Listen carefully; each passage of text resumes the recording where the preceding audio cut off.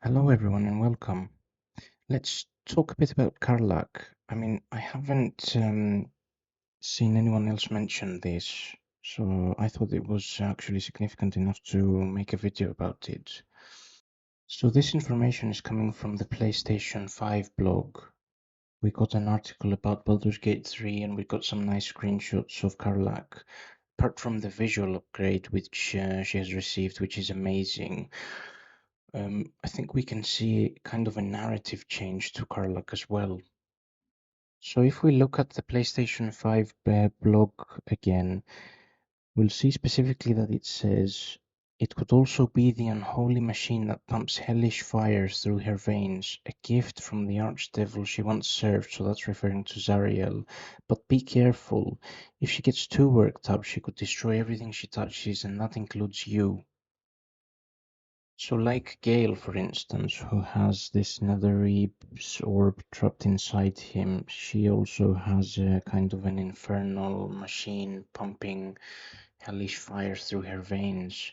So it seems like every origin character has a specific story behind them, which is quite nice. So for instance, Astarion is a vampire, and we get the whole backstory with Cazador Zar. Obviously, that's his master. So we get the whole story with which will hopefully play out nicely, and maybe we can actually make him into a true vampire. But yeah, we'll have to see about that.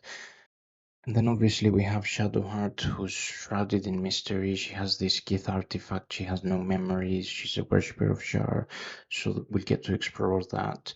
Then there's Lae'zel. She's a Gith. We encounter the Gith patrol.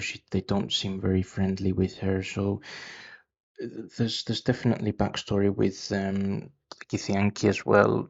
Again, we don't know. She might have to defect from the Githyanki, and then yeah. So there's a whole thing to play out with Lae'zel.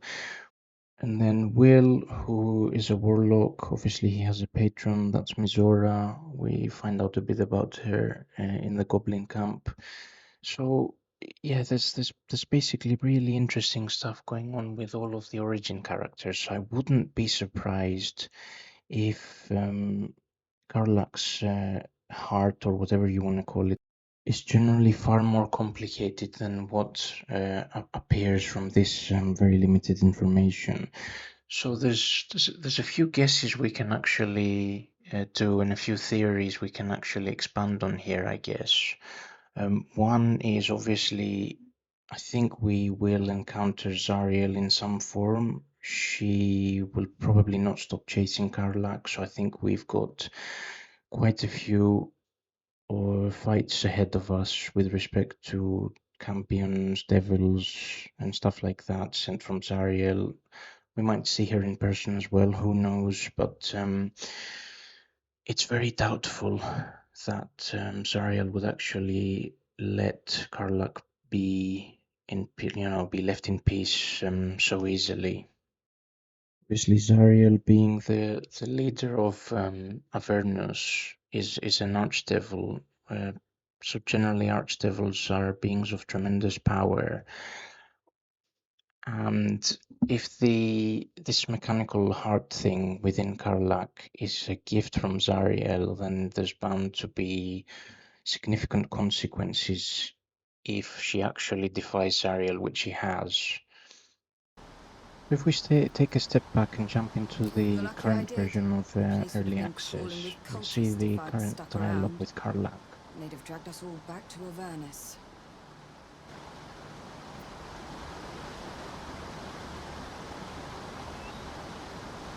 I was a prisoner, forced to fight in the Blood War. The eternal battle between bad and worse. Most souls in Avernus are just meat for the grinder, but not me. I held my own. More than. Turns out that I've got a knack for killing demons. And I enjoy it. And that made me a valuable asset. Devils don't like to lose their assets. Back in the Blood War, my commander gave me what I needed to get the job done. I have fire running through my veins.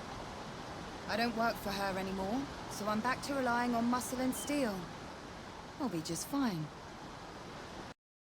So she says that she used to have the power of the fire running through her veins by her commander. I assume she means Zariel, but not anymore. She now relies on muscle and steel, which isn't the case in accordance with the new PlayStation article. So this is where the narrative I think has changed, which is a good change. It gives more depth to Karlach.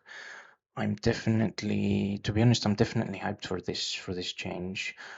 I wasn't really considering playing Karlach, not at least in one of my first playthroughs, but now she's definitely up there along with Astarion. Probably gonna play Astarion in my first playthrough, and then my second playthrough will possibly be Karlach. So just focusing on Karlach again. Obviously, we know from the article that she has the powers, or she can actually use the power of the mechanical heart, or whatever the hell you want to call it, within her.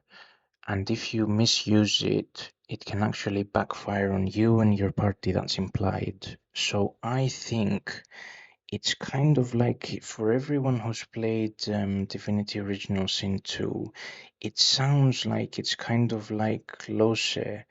So Lose is actually one of the origin characters in the game, and she was actually possessed by a devil, and every so often you would lose control over her and she would actually attack your party. So it kind of like sounds, kind of sort of sounds like that. I can imagine, obviously she's a barbarian, right? So you've got the whole rage mechanic. So it might actually involve the whole raging and attacking mechanic. And one of the ways I kind of envisage it working is, imagine if you have like a meter bar, for instance, and the more you're in rage, that meter bar fills up, which is because you're using the power or something along those lines. And once it gets to max, she goes into a blind rage and just starts hitting anything, and you completely lose control over her. So that's kind of one way I envisage it working.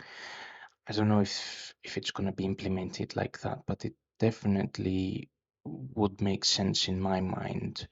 So then, on the other hand, obviously, we have the soul coins, so we can actually get up to 4, I think, at the moment in early access.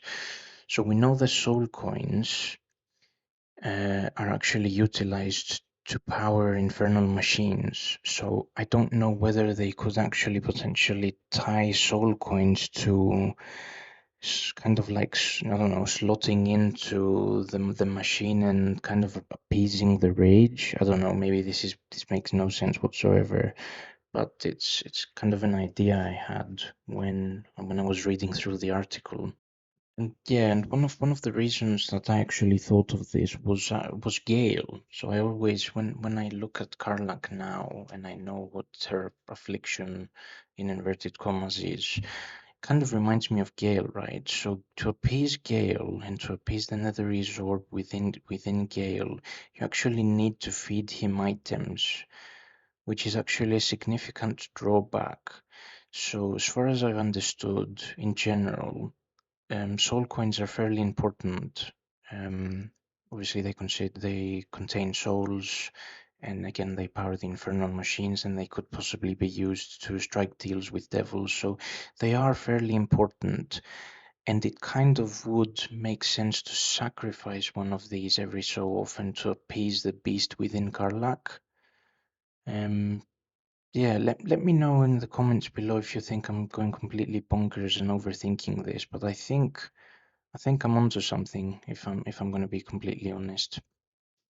So anyway, these were just my ideas, kind of a rambling video, and I apologize for that. But I honestly wanted to get this out there and get as many of us thinking as possible on this, just to see if we can actually find a potential viable theory before the release. That would be really fun. Thank you for watching, and if you like this type of content, please consider leaving us a like, a comment, and a subscribe. Your feedback is always massively appreciated. See you on the next one.